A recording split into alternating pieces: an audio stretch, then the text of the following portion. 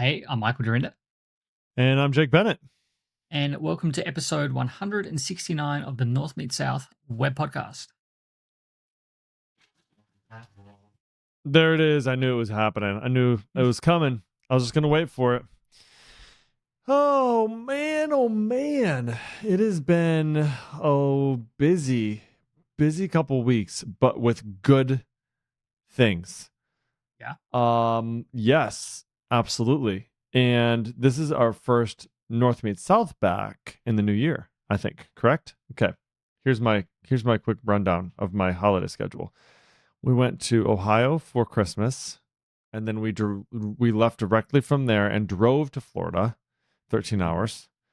Stayed there for like a week, which was awesome, and then drove 13 hours back, which was great, and then jumped right back into basketball season. And we had 3 games last week, and we have 3 games this week, which is a lot. That's like every night of the week. Not every night of the week, Right. but it's 3 nights of the week. And on Wednesdays are already spoken for. We have another activity on Wednesday nights every Wednesday. And so it's like literally every night. Saturday we had a birthday party. I don't know. It's been crazy. Absolutely A crazy. lot of Just basketball. bonkers. That's just like one child playing, or that's multiple kids Yeah. playing. No, that's one. It's one kid. And then we also had some volleyball games in there too for my daughter. It's a lot of basketball. Is that So like it training and is. games, or just games? No, just games. No, he's 14 and he is, they can bounce Balling out. back. And so Yeah, exactly, no joke, man. It's been super fun to that's watch. right. What do you think? Tell me kind of what you think I would be like as a parent in the stands. Like what would you picture me to be like? You, as a parent, cheering And or as yeah, like sure. coaching. Like am I that sort of guy? Like am I the sort of guy The who fa- cheer, or am I just pretty, the fact what do you the fact that the fact that you're in the stands and not coaching tells me all that I need to know. uh That you like me would uh be a raving lunatic if you were yes. coaching kids Yes. basketball.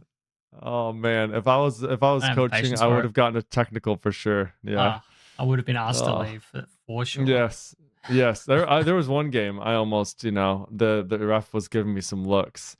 Um, so no technicals for me in the stands quite yet, but my wife does get a bit embarrassed. She's like, "Jake, sit down. Like this is not like, stop. You got to stop." She's embarrassed Yeah, sometimes. It's not like yeah, I'm being rude. It's just like it's to me it's like just part of the game. You know what I mean? It's just yeah. like the fun of the Get game. Like involved in it. Yeah. razzing the refs a little bit, like yelling at the kids on the floor, like encouragements, like yelling Hmm. encouragements, but I'm being Hmm. loud and it's like, Yeah. I don't know, it's in my blood. And you are loud. Like people that only hear you in podcast land wouldn't know how commanding your voice can be. I remember I will take it. in I will take Louisville. it as I a remember in compliment. Louisville. Yeah, I remember in Louisville where we're like walking through the street and you just like arc half. I was like, holy hell. Oh my gosh. Yeah, dude. Okay. So I think that was one of the things that helped me be as successful as a teacher. Like Hmm. walk in a room and it's like you just have the biggest voice in the room, I think. And it was just easy to the attention of the room. I don't know, Oh, we all have our gifts, our double-edged swords, if you will. That's it. I am not dumb enough to think that my loud voice does not annoy at least 30% of the people that I hang around with. You know what I mean? I'm sure they're just kind people to me. And they don't say anything, but I don't know. I don't know. Sometimes I wonder. I'm like, maybe I'm a bit too much. Maybe. I don't know. I don't know. You I deal think with me. you're fine. I appreciate it. Well, it's been what, 8, 9 years now, I think. I I think. know. Long How long time. has it been? 20? No, it must have been 10, surely. This has got to be my longest long distance friendship I've ever maintained in my life, for sure. Be close to 10 at this point. I think so. Yeah. I had Long Stotty time, or however long whatever. it's been. That spanning all the way back then. Is that how you say Yeah. it? Yeah. Yeah. It's 2D. That's the one. Studi. Way back. So real quick, Way back. I will tell you that we still use that nullable fields package in some of our stuff. Really? Like even though it's completely unnecessary, I don't even think we don't even Yeah. need it anymore. Like trim string or trim strings and Yeah. We've got all of that stuff convert built empty in to now. null. You have all those middlewares in there already. And Yeah. like there was we were upgrading to Laravel 11 the other day, and I saw your package, and then I'm like, just leave it, Yeah. That's Just leave it fine. alone. It's like It still works. Yeah. it still I works, am. and it's just like I don't know, it's a funny retro piece of our Yeah. history, so just leave it in there. Jack Ellis tweeted today about the efficient UUIDs package that I built like 8 years ago now. And he's like, why isn't Hmm. this part of Okay. core? Why don't you PR it? I'm like, and he didn't name names. He just like took a screenshot and shared this thing. I'm like, mate, I see what's happening here. It's funny. I'm like, I don't know. When I wrote those packages, none of that stuff existed in the framework. There was no UIDs. There was no Yeah. notion of Yeah. efficient UIDs for sure. So, and it's like people just use the package now. There's no real reason to bundle it in. So it just sits as a standalone thing. But I I I archived the efficient UIDs package and like pulled all that functionality into the other one just because the cyclical dependency on those two things made it hard to test and release and things like that. So I thought I would just pull all the functionality, and it's opt-in anyway if you want to use it. So there's probably not much point having it as a separate package. But yeah, I don't know. Someone else can PR it to the framework if they want, or Exactly. Taylor can add it. I'm sure he'll do a better job of it than I did. Yeah. Yeah.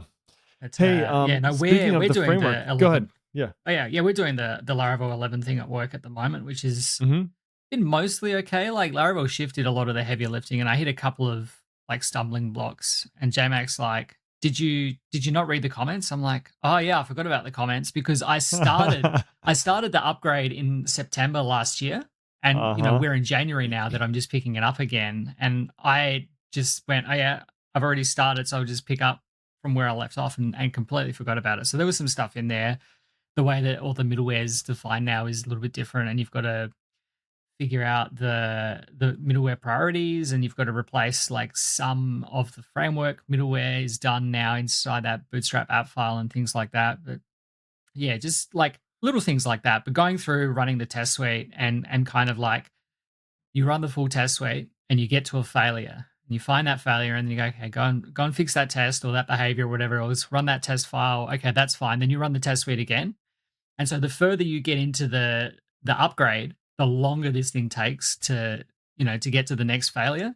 And just it's getting long in the tooth, but I'm pretty close to the end now. So it's been about a week. So Yep.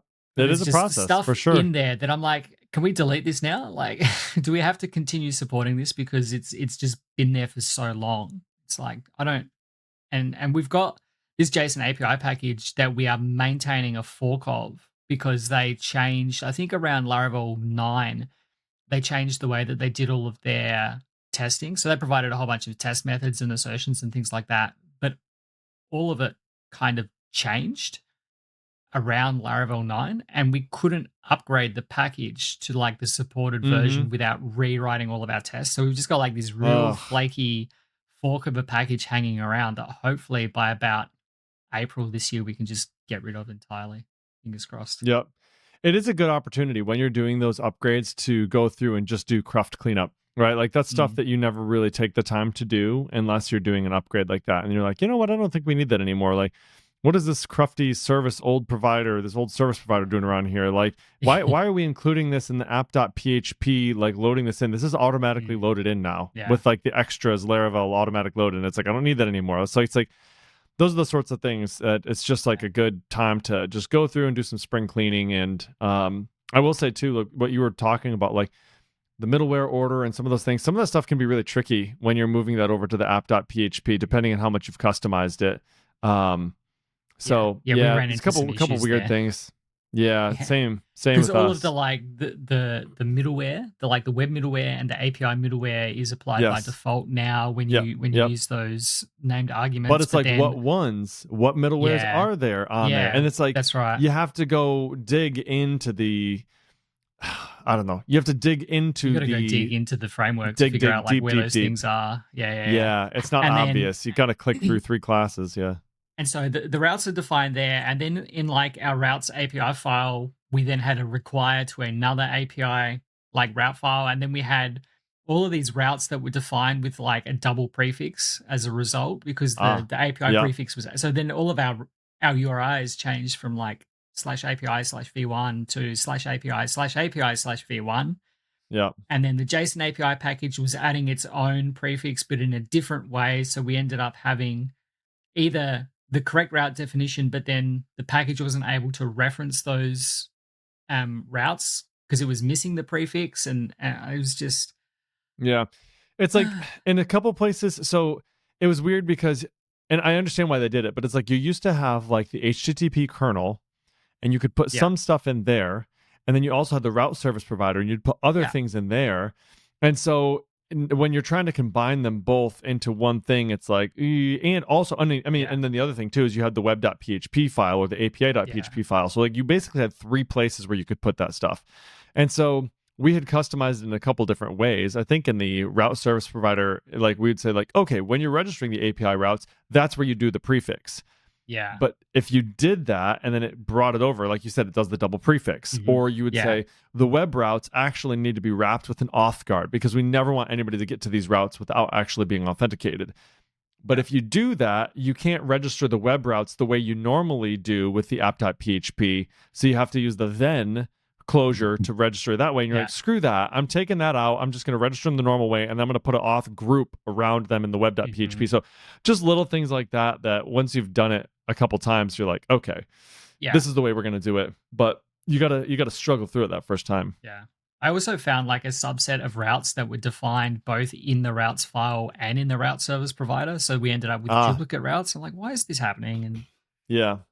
and Right. and Yeah. like, complaining about it, I think as part of the upgrade guide, it doesn't actually suggest that you do any of this stuff, to Anymore. Yeah. yeah, because it's a lot, and to conform your existing application to the Laravel 11 structure is like not really recommended because there's a lot of stuff to change, and like philosophically and structurally it's different, and so it's like just don't do it. But because Laravel Shift had done it, it's like, well, I was halfway there, so I've got to finish it now because unwinding what had been done is more effort than just like persevering And with it. So I do kind of wonder, like, well, moving forward, if you do Laravel new, does it do app.php? Does it put that in the bootstrap mm, slash app.php? If mm, it does, then it's like that's probably how I want most of my stuff to be because I want to feel like whatever the default is when I set it up yeah, because I'm going to have more apps from now moving forward and I don't really want to have to teach a developer, well, in the old convention you do it this way, but in the new convention you do it's just standardize it. Like we yeah. already upgraded to 11, this is how we're going to do it. Like so Yeah, and I think Laravel does check this stuff as well. Like when it was written in such a way that it is backwards compatible with the Laravel 10 way, which is I guess why they mhm. kind of say don't worry about migrating your app structure to match because they'll handle it for you. So, but like that's If I'm also a lot for them to kind of maintain in the long term. To like when you go to Laravel 12, okay, well, we've got to support the Laravel 10 and the Laravel 11 plus agreed, way of doing yeah, things. And so at some like, point they're you know, probably going it to pull it. becomes it becomes a maintenance issue for Laravel where they're like, well, how long do we actually support the old structure for? So I'd rather get ahead of that, to be honest. What it honestly feels like, if I'm being just straight up on it, it feels like this is one of those things that Taylor would usually put in so much craft and care and time into. And maybe we've said this before, but some of this was happening sort of like just pre-acquisition, right before the acquisition. And I kind of think like the Laravel 11 thing got started was like, this is a great idea. We're going to do this. And then it was maybe like, ooh, like we don't have enough time to kind of put what we'd like, the polish we'd like to put on this. We've kind of got this other thing that's really important that we've got to take care of right now. Ship it. We're hitting the date. We didn't have enough Yeah. time to kind of massage out the problems. Just don't do it for now, and we'll hit it in the next cycle or something. Yeah. I'm not exactly Yeah. sure, Yeah, maybe. but I think here's the deal: if they're going to support both of them, fine, that's great.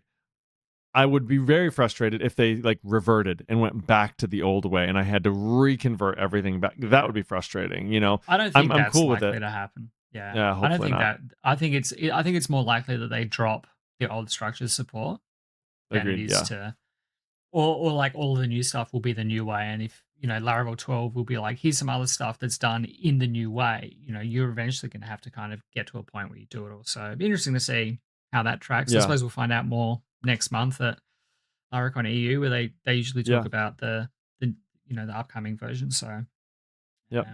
I think the other thing that bit me quite a bit was the removal of the Doctrine deval library that used to be used for Renaming like and stuff. altering and renaming and Yeah, things like that, because that wasn't done when it was brought into the framework. It was not done in a one-to-one fashion, right? Can you explain that? Well, not everything is the same. So now if you remove deval from your dependencies and you've got like in one migration you have like table int some ID Mm-hmm. arrow nullable default null, Yeah. right? Yep. And Yep. then later on you decide I want that to be an unsigned big integer. So you go table unsigned big integer some ID Change. change, right? And this is what used to work with deval. And so you've got these Yeah. migrations here that look like that. If you remove deval, all of that will still work. However, because you haven't also chained on the modifiers, the nullable default null, Yes.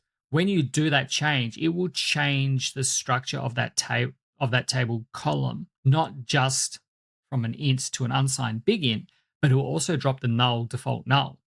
Right. Um, Which sucks. That happened to us too.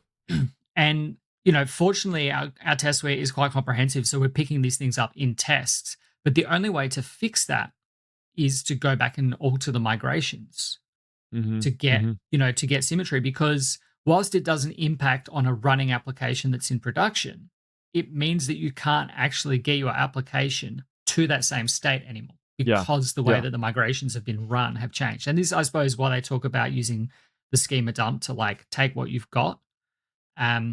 But that assumes that you've run the migrations locally in that state such that it matches what you have in production. So yeah, I've just been going through and like managing that and just updating things, because the only way you really notice, right, unless you go through with a fine tooth comb, everywhere that you use changed, you have to go back and find like what was the initial state of this and then working your way through it, is you get database exceptions because you're trying to insert a record without passing a value that now no longer has a default value.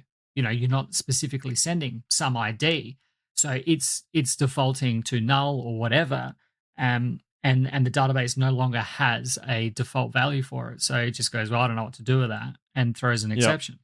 Yep. Yeah. So We had that. that We that had has that been an too. interesting thing. I think like I guess you can still use deval if you wanted to. I guess would be the way to go around that. But as I said, we're just trying to get ourselves into a place where we're as close to what the default state is as possible.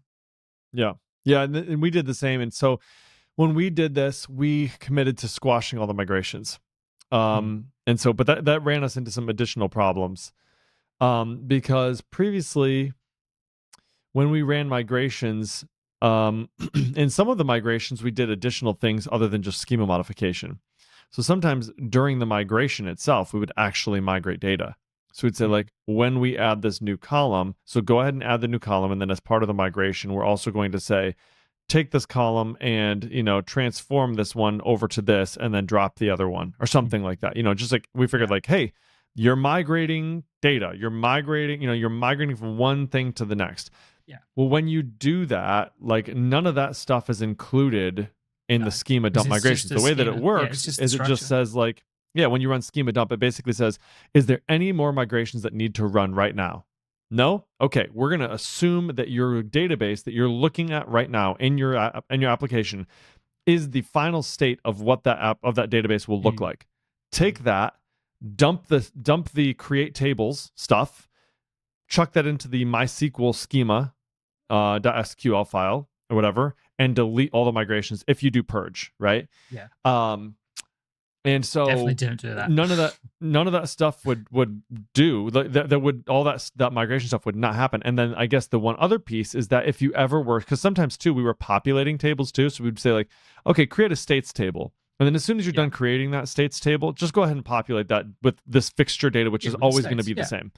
yeah. So that doesn't make its way over Well, either. until Greenland becomes a new state. Yeah, right, exactly, or Canada, or whatever it Yeah, is, right? that's right. Or The Gulf Mexico, of the Gulf of America, all that stuff. Um, Panama. yeah, Panama City, yeah, Panama Canal. But that stuff doesn't make it over there either. So Mm, it's just a different. You have to consider that the way that the squash migrations works is not a one-to-one with how the migrations worked. yeah. But we committed to it, and we said we're going to do it, and so we did, and we worked around some of the bugs. So yeah, the weird thing for us was I don't want to go down too far route travel here, but in some of our stuff, our application actually needed those things to be populated for like our tests to pass. So Yeah. like if we had states there, it's like, well, that's no longer a thing. So how do we do that? Yeah. Should I actually Yeah. talk through the process of this, what we came up with? Well, you, Or tell would me. you rather we can move on? Okay. Can I guess? We can Yeah, talk about go it. for it. Can I Yep, go guess? for it. Yes. Did you move all that functionality from the migration into a seeder and then just call the seeder inside the migration? So at least you can run those seeders standalone. Uh Because that's sorry. So my first thought for how to you do it. said So did you move in we your moved it into a migration file, seeder. We did move yeah, it into a seeder. yeah, But no, there is no migration file anymore. It's just a dump. because you've gotten rid of them all, yeah. So So there is no it's just part migrations. of it's part of your setup that you then run those seeders. Now, I suppose what you could have done, yeah, right. So what you could have done, Michael, in this instance, is you could have said, and maybe what you're saying is you make a new migration on top of the dump that says like seed, and then you just Mm. put the seeder in there, right? Yeah, Yeah, we but actually did do even that. still, if you, We did do that at even if one you do point. that, you still wouldn't get that data because the dump is only the structure. It doesn't include any data. It's in the Yeah. database, so it still doesn't And really and help. so what we did actually the first time what we did is we did make one new migration after the dump that just said like seed. But what we Mm-hmm. figured is if we ever dump again in the future, we're going to run into the same Same problem. issue. Yeah. So we're like, okay, let's not do that. So what we came up with is we said there are application critical seeds and then there are local development UI seeds. Mm-hmm. And so if there's application critical seeds, like those states, for example, what we did is we said we have a base seeder class. The base seeder class says these are application critical seeds that must run. So we'd say states, and then we had another one called like Wilbur apps, and that's it. And then we continued to maintain the database seeder name because that's the one that Laravel uses by default. And now that one extends our base class, our base Mm-hmm. seeder. And the database seeder just calls parent, you know, handle or whatever it is. I can't remember exactly what it is. It calls Yeah. parent handle because it extends the base seeder class, and then the database seeder runs. Now, the only people who run the database seeder are us, Laravel developers on Yeah. the team who say PHP artisan migrate fresh seed. And we run that and it populates the entire thing so that my local development environment feels like what a production app would feel like. However, in my tests, I don't want to run all of those seeders. I want to make really small isolated changes to the database. However, I have to have the application critical seeders. So what you do then is you modify the base test case and you say migrate like seed when you migrate, when you use refresh database, you can say seed and then you can say base seeder. And so it will run those application critical seeders on every time, but it won't run the entire suite of seeders. And that works pretty well. That's worked good. So yeah, that was our That's solution kind and of it the worked out. way that you've got to go about it is to put all that stuff in seeders and make it part of the standard execution because it's not a critical issue for stuff that's already running. It's if something were ever to Right. happen to your server and you need to like get back to a working state. If those things Yeah. are not functional, then you'll run into issues. So Yeah, and exactly. when you run that schema dump, it does it based on whatever environment you run it in.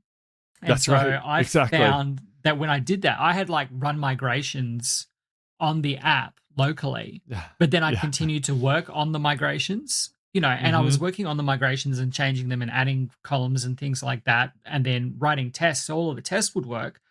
But because the schema dump had been taken for like an outdated version of the migrations, there was columns missing. And I found out today, I don't know if this is a Laravel 11 thing or if this had existed previously, but as part of the model guarding behavior inside of Eloquent, it looks to see like, is this a fillable field? Is it in the guarded array?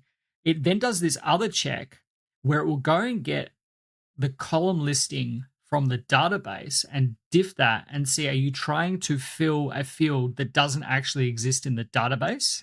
And it will Mm. prevent you from doing it, which is good because otherwise you end up with Yes. database errors that like you're trying to write to a field that doesn't exist.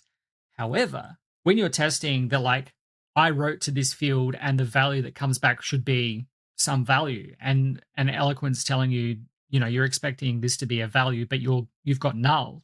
I'm like, why is this column not being filled? Like, and I was deep in the belly of Eloquent trying to figure out like what is happening here. And it's because it does this column listing against the database and it just won't write to columns that don't exist. Um, which is interesting. And that was when I then found out, oh, when I ran this schema dump, it was against my local The old database, one. which was Yeah. out of sync with like whatever ended up going into production. So I had to Which create a is new why on database. our side, when we did this dump, we deleted, we pruned all the migrations for that Yeah. Yeah. exact reason. Because I knew if there's a migration there, somebody will go back and be like, oh, well, we just need to update that old migration. It's not going to affect production. It's no big deal. It's like, yeah, but you have a dump file out there who doesn't care about your migrations. Yeah. It doesn't give That's a right. rip about your Because it migrations. just It's never going to this look was at those already again. run. Yeah, that's right. Correct. It doesn't ever look at them. And that's the way that it actually works is when that schema dump runs, it It also runs the looks at your migrations table, it right? looks It at your writes the data for migrations that, yeah. table. Yeah. That's the only one it writes Yeah. for is like the I think migrations you table. could probably Says, get away with like if you needed to change something, you could go and like edit that insert statement for the migrations table to remove the thing that you've changed and then rerun the dump. But like, you're you getting into this could. very There's this weird. crazy territory. I've done that before. And it's like it's sometimes like this checksum. There's like this weird checksum that fails. It's like, you've modified this. It doesn't look exactly right. It's not a checksum. That's not what it is. But I've modified it, and it didn't work. It's like through an error. So yeah, it is a bit touchy, a bit finicky. But part of the reason we did that too is because we switched from using SQLite as our database to MySQL for testing for all of our CI stuff. Yeah. Which I think was a good move, and it actually helped us find some errors. But because of that, we lost some of the speed that SQLite provided. So I'm like, let's dump these migrations just to kind of gain back a little bit of the edge that we had lost by switching over. So yeah, we did that as part of. Well, I'm doing that as part of this Laravel 11 upgrade, and it gets our time to first test down from like 13 seconds to 4 seconds, which nice. Is good. And we've done some like horrible things to have a persistent test database where like we will seed the world, we would migrate and seed the world, and then we would begin our transactions so that all of our tests run quickly still. But we still only ever seed once, but it's so that we've always got the database kicking around. So if you run the tests, you don't actually have to seed the database again. It'll just like, oh yeah, it's already there, so let's just kick on with life. So but there's definitely been some interesting things. I think certainly this upgrade has been the simplest, but there's been some like changes to different things and like PHPUnit. I don't know if it's PEST version 3 or if it's PHPUnit 11. They've changed the way that like data sets work, where we used to have associative arrays in our data sets where we would put like the key to match against whatever the property name is, which has no impact on like it doesn't map. They still have to be in the same order. If you've got like first name, last name, email the way address, that it fed you still in have to was be, the order of the but arguments. It's just so that you can see that like when you're looking at the data set, okay, this is first name, this is last name, this is email. But I don't know if it's PEST or if it's PHPUnit. I think it's both. I think it's probably PHPUnit. Probably both. But like those associative arrays just cause everything to explode. Yes. Like because you can't do that anymore. So you've got to go through. And then there was one test that I was looking at today, which was not returning an associative array. It was yielding an associative array. Ooh, like that's fun. Using like a generator. Yeah. And so, we used to do that because it was a bit quicker. And I don't think it matters too much these days. But because we were yielding an associative array, that was actually causing the whoops library to blow up. Oh, so we didn't get any exception. It was like an exception, and the stack trace basically was whoops, pest, and then the parallel test runner, and that was it. Like there was no context of where this was failing. It didn't. I'm like trying to, I went so far as to install PHP Storm and fire up Xdebug, and it was not even getting into my controllers because it was failing, and it was not until I went and looked at this thing, I was like, oh, okay, well, that's really annoying. But I find PHPUnit always has these very aggressive breaks. Like when they just decide they don't want to do something anymore, it's like, see you later. And I feel like I got this.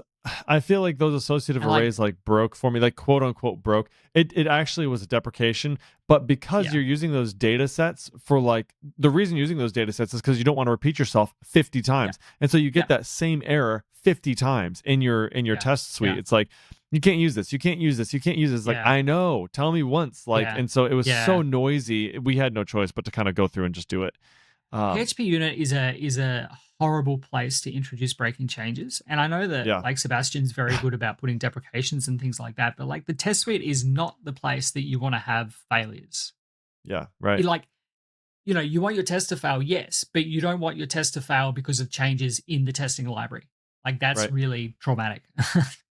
yeah, yeah, um, right. and like the other thing that we went through was like getting rid of all of the doc block annotations, like the at test Hmm. and at group and all of that stuff got replaced Yeah, with attributes. And so like you run a test file that has all of this stuff in there, and it's just like a sea of deprecated notices. I'm like, thanks. yeah. This is really the kind of thing that you need to be doing. Yeah, but it is, again, like I said, like that's why it's like you can't really approach it as just like, okay, this is a Laravel 11 upgrade. It's like, okay, we are spring cleaning this thing because there's Yeah, yeah, it there's really is. there's a bunch of stuff that you just kind of have to consider, and you have to Yeah, think about when you're doing it because there's changes that necessitate that you do some of these other things. So it's yeah, fine. You and just have like to kind of go in knowing what you're gonna yeah. get. And frustratingly, because the majority of our test suite is pest, but we still have a few bits and places um, dotted around that are still PHP unit style because we were using like inheritance we were extending test classes and we were doing some strange things that like didn't lend themselves to be migrated to pest. So we just left them as they were. And so it's like finding all of these things was a pain. So I'm like, I'll use Rector because Rector is really Ah, good there for you this go. kind of Yeah. stuff. Um, Rector is probably the most powerful library in the entire PHP ecosystem with the literal worst documentation of like Ah, it's so powerful, you but just it's gotta so ask hard to Nuno. figure out how to do anything with Rector. Like you go and look at the docs and it's like, here's a list of all the rules. Like that's great, but because of the way that it like loads all the namespaces because it doesn't want to avoid collisions with application files, it like puts random namespaces into everything so you can't actually reference this thing, it doesn't exist, like the IDE won't find it because it's not actually there, and it's all this weird stuff. So it's like what I want to do is to run this one rule.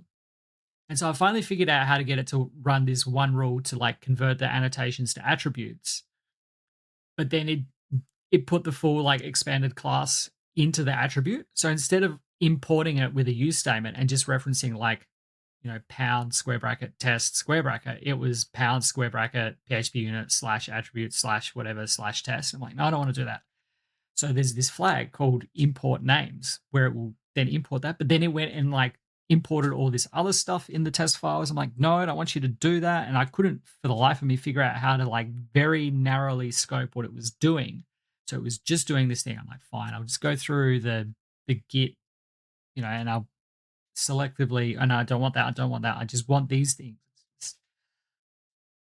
Rector is the kind of thing that I love and I hate at the same time. And like every time I go and use it, it's a frustrating experience. At the end of the day, it gets me where I need to go, but it's just not a fun tool to use. It's like one of those things where it's like by the time you figure out how you're supposed to use it, you probably could have almost done it by manually. But Yeah. yeah, I understand. I know what you mean. And I saw Nuno use it the other day. I was like, oh, that seems really cool in some of these instances. And I'm like, my code bases are rarely large enough to justify doing that unless I'm really familiar with the tool. Yeah. Yeah. Um, so anyway, And yeah. they've changed the Uh, like I use it so infrequently that they've drastically changed the way you configure it like 3 times in the times that I've used mhm. it. And it's like, oh, I don't understand. And there's like sets and there's rules and there's like attribute sets and all these things. I'm like, just give me a list of all of the things. And then you go look at the docs and there's like a Stack Overflow that you land on. It takes you to a thing and it takes you to a README that's replaced something. And then like there's a single docs.md file and there's nothing else in there. It's like, where'd all the documentation go? I'm sure there used to be documentation for this. No, it's gone somewhere in the Git history of this project somewhere. So I love it and I hate using it. Um, Well, this has been a good complaint session. I feel so, like I feel like we just got like 45 minutes of therapy like for free. yeah, This is yeah, it was good. this is great. It's great. Here's what I will say. Taylor and Laravel team, of course we love Laravel, and of course we love Laravel 11. And to JMac, thank God for your work with Laravel Shift because I think we had like 20 different apps. The one thing he added recently, which was really nice, is the so Century it thing. automatically integrates the Sentry stuff. Yeah, because we had to add that in manually, which was not a big deal, but that was nice too. So Yeah, it's just part of the thing. It's part of the process. If you want to keep things up to date, you have to incur the pain at some point. And if you don't do it sooner than later, you incur pain, debt, and interest as well, right? Yeah. And Yeah. so it's worth it just to pay for it and get it done with. The next thing for us is upgrading to PHP 8.4. So I think we're on a Mhm. Laravel 11 now with everything. We have a couple things left to move over to AirDrop, which we've been using as well. Aaron Francis's library AirDrop, which has been really nice. It allows us to be able to use GitHub Actions and sort of their dependency management stuff with Node in order to package our dependencies there, rather than having to have different versions of Node or manage that on the actual production server or on some separate server. We just literally, you know, here's the GitHub action, use this version of Node, compile the assets, you're good to go, right? So Mhm. that's been Mhm. cool. So we've got to finish like 2 apps with AirDrop, and then we've got to get up to 8.4, and we'll have to upgrade our server and that sort of stuff. So that's sort of like on our list for maintenance for this year. But that should be it, I think. Yeah. It took a while to get everything to Laravel 11, and so I'm feeling pretty good now. We can use all the latest stuff, which is nice. Vite is the other thing. We have Mix and only 2 things left. I think both of them are the ones that we need to upgrade to AirDrops. We got to get from Mix to Vite, which has been a bit of a pain, but we're getting there. We're getting there. Yeah. And then it's I features. think I Who should doesn't have love the features? Laravel. I'll have the Laravel 11 upgrade done by the time Laravel 12 comes out. I think I will try and use Rector to do the PHP 8.4 just because Mm-hmm. it should be okay. Like we're on 8.3 and most of the stuff And there's is probably fairly predefined compatible. stuff for 8.8 Yeah, to 8.4 it's stuff, got isn't there? I sets mean, to do that kind of stuff, so it should be fairly like I don't think there's heaps in there anyway that we would change. Um, but we'll see how we go. yeah. Fortunately, we don't have to worry about upgrading servers. We just change our Yep. Docker That file you from 8.3 to 8.4, yeah, and that's pretty someone cool. else's problem. That's right. That's pretty cool. Um, last two things real quick, and then Mm, we can maybe wrap this one. Number one, if you're upgrading from 10 to 11 and you happen to be using tags with a Redis driver for your cache, they will not work anymore. It will work to cache it. It will not work to flush the cache based on the tag that you're using for the cache. So mm, if you've ever used cache tags, which are really freaking cool, you have to use a memcached if you want to be able to clear those caches right. out using tags. Can't use Redis anymore, which sucks. I had to change that out today. Found that out the hard way. So users beware. It was actually in the upgrade from 9 to 10. There was a warning about it. I ignored it or I didn't see it, and then from 10 to 11 it just broke. So there you have it. Warning number one. Number two. This is kind of a fun one. I'm interested in this. Around.co. Did you see Ben Orenstein talk about this the other day? Mm, mhm. Around.co. So Yeah, Around.co is a Fonzie's. screen sharing platform, and they had venture money, and it was like promised continuity of the application, and yeah, great, whatever. And then Yeah, 2 years later, promise they're for how shutting it long? down. Yeah, exactly. Now they're shutting it down. So the bummer part for me is Around.co is a platform. It's a screen sharing platform, but they also had these cool little games in there. And we sort of stumbled upon this one day. There's a game called Boom Party. And it's like an old school Bomberman, but we play this game every single day in our developer stand up every day. It is Mhm. fiercely competitive, and we trash talk, and it's great. One of my favorite things every day. And there's a scoreboard in our Slack channel like that. Yeah, everybody knows kind of who got what, and if you win 3 times in a row, because we play 3 rounds a day, and they're so fast, it takes like less than 5 minutes. But if you win all Yeah. 3 rounds, you get the crown for the day. So your avatar gets a crown on it for the day. And so I got the crown today. We're really freaking stoked. But Around is shutting down in Ah, March, which we're like, sad. no. And we knew this day would come. We've been talking about it for a year. So we are finding a replacement game that we can host on our own that we would love to open up to the Laravel community. And Mm, so I actually found one that's very similar to the Boom Party one. And it's called pandabomber.gg, I think is what it is. And I was able to reach out to the developer who created it. It's just a phaser.js, I think. I don't think it might not be phaser.js. It's HTML5, CSS. It's just Canvas, yeah. plain Jane JavaScript game. Really nice. And then it uses Socket IO for the connectivity for multiplayer and all that stuff. Mhm. Well, we are drooling to like hack on this thing and like make it everything we want because we've contacted Around multiple times. Like, hey, can we get the Yeah. source code? Can we fork this? Can we do something? And they won't ever respond to us. Their support team is just like a wall. There's nothing there. Nobody's. They shut off Yeah. the lights a long time ago. Yeah. Um, so we don't have a lot of hope. However, I'm pulling out all the sprites and stuff like that out of the game so that we can reproduce them in this thing. And the Yeah. guy who actually created pandabomber.gg responded to me today, and so I think I might be able to get a fork of it and we could start hacking on it. So that might be something fun to kind of open up the community and just make a really fun game that we could play together. I think it'd be cool. So Awesome. yeah, Cool. that'd be fun. Be interesting to see how that goes. Alrighty. 169, episode 169. Thanks so much for hanging out with us. northmeetsouth.org/169 for show notes. Rate us up in your podcatcher of choice. 5 stars would be amazing. Hit us up on X at Michael Jordan, at Jacob Bennett, at North South Audio. Michael, any closing thoughts? I think all sorted out. Keen. Hopefully, we see an announcement for Laracon US sometime. I've got the credit card puckering ready At to the go. ready. Sounds good. That would be great to see you again, man. That'd be good. It's gonna be good. Get the band back. All together. right, folks. Yep, get the band back together. All right, folks. We'll see you in 2 weeks. Take it easy. Bye.